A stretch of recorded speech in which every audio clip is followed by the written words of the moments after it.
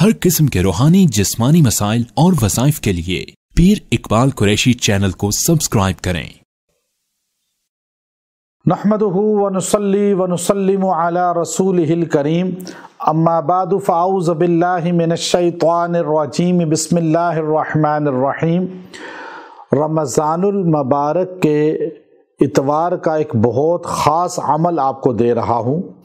اگر آپ یہ عمل اتوار کے دن کر لیں، اللہ اس کی برکت سے آپ کی حاجات کو پورا کر دے گا، آپ کی مرادوں کو پورا کرے گا۔ جو سوال کریں گے اللہ اس کو مستجاب کرے گا، قبول فرمائے گا۔ دیکھیں، مانگتے ہوئے انسان کبھی تھکتا نہیں ہے، انسان کا کام ہی مانگنا ہے۔ اب اس کو عادت ہو جائے کہ میں صرف اللہ سے مانگنے والا بن جاؤں، اللہ سے اپنی لو لگا لوں، اور جو اللہ کے در پہ مانگنا شروع کرتا ہے اللہ اسے مخلوق کے در سے بچا لیتا ہے۔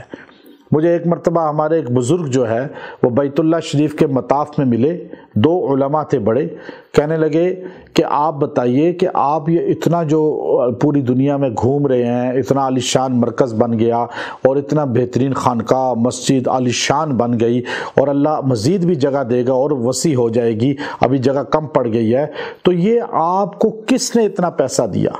تو میں نے ان سے کہا کہ آپ کو اس کا جواب میں یہی مطاف کے اندر کعبے کے سامنے دوں گا، لیکن پہلے آؤ میرے ساتھ کعبے کے دروازے کے پاس جا کے ملتزم میں دعا کر لیں۔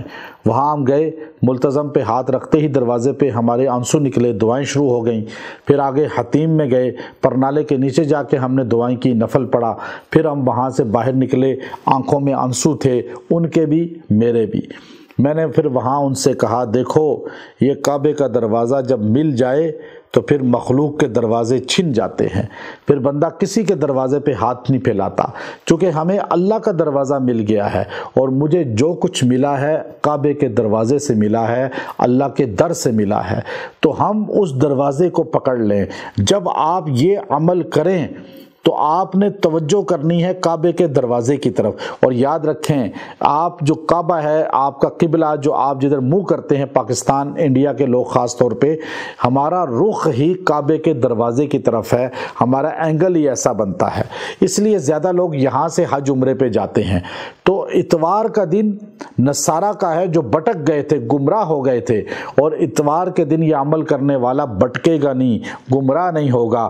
نصارہ نے در خدا چھوڑ دیا اور مخلوق کے در کو خدا بنا لیا۔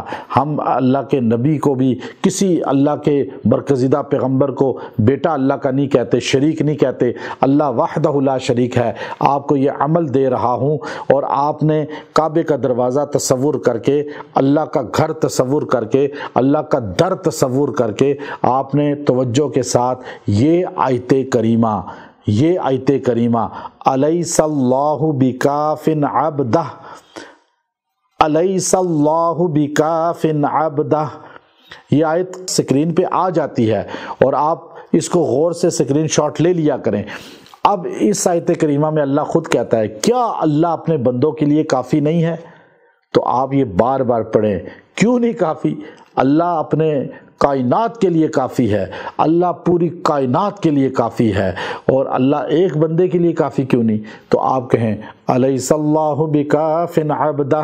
آپ اتوار کے دن اس آیت کریمہ کو آپ نے پڑھنا ہے 300 بار، اور دعا کرنی ہے، جب مرضی پڑھیں، دن یا رات میں آپ پڑھ کے دعا کریں، آپ کو اس کا فیوزات برکات یوں نظر آئیں گی تیر بہدف کی طرح، اور آپ کے کام یوں جاری ہوں گے، مشکلیں حل ہوں گی، حاجات پوری ہوں گی، اور وہ اس در سے ملے گا جو تصور کوئی نہیں کر سکتا۔